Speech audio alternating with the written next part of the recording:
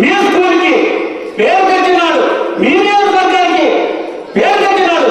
ధైర్యంగా మీ ఎమ్మెల్యే గారు, మీ ఎంఈఓ గారు, మీ గణేష్ గారు, మీ వాళ్ళంతా కూడా మా పిల్లలు చూడండి ఎంత ప్రేమ కనబరచాలని గొప్పగా కావాలని మీ తల్లిదండ్రులతో సహా మిమ్మల్ని